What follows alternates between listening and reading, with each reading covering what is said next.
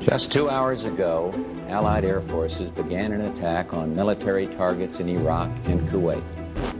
These attacks continue as I speak. This conflict started when the dictator of Iraq invaded a small and helpless neighbor. 5 months ago, Saddam Hussein started this cruel war against Kuwait. Tonight, the battle has been joined.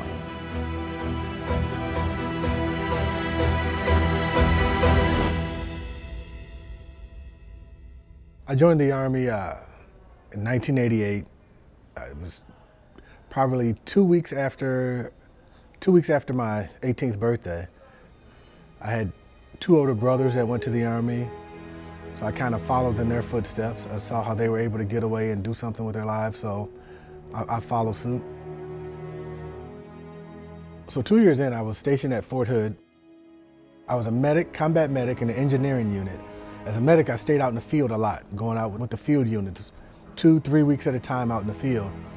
So I recall being out in the field during a gunnery and us getting the news that we were going on alert, that something was going on in the Middle East.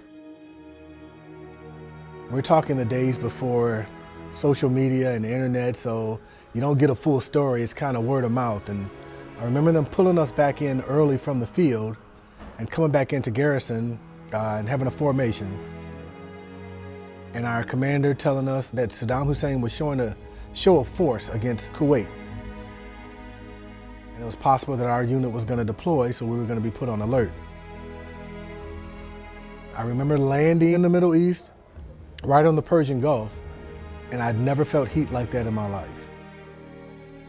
Then we loaded up vehicles and we just drove. We drove down this highway. And I remember just turning off the highway into the desert. And we just rode, it seemed like hundreds of miles just into the middle of nowhere, and we just stopped. We're all preparing to put on our gas masks, as we've been told. There are sounds of planes overhead. We don't know whose planes there are, but air raid sirens are going off insistently. There are military convoys on both sides of me.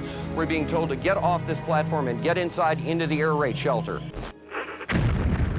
Once the bombing started, it was still not really knowing what was going on. And you could just look outside your vehicle and just see the sky lighten up with the bombs dropping and the anti-aircraft missiles shooting from the ground going up, and you not knowing who's firing at who or who's bombing who. You can just feel the ground shaking. Just seemed like all night.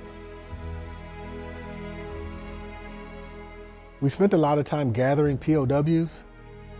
There were these flyers these propaganda flyers that were dropped from aircraft, and a lot of the Iraqi POWs would come up and hand you these flyers. I have no idea to this day what they say, but I guess to them this was like their ticket, like, hey, this is a war we don't want to be in. They're turning themselves in. A lot of us as the medics, we would check some of these guys out, make sure they were healthy, take their weapons, load them up, and wait for someone to come pick them up. When I got back, my family asked me if I was scared, and I pretty much told them every day, you're scared because you don't know.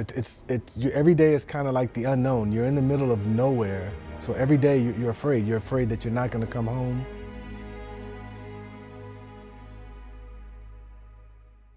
After serving in Desert Storm, I was discharged from the Army in 1992, and I started working at the VA the same year.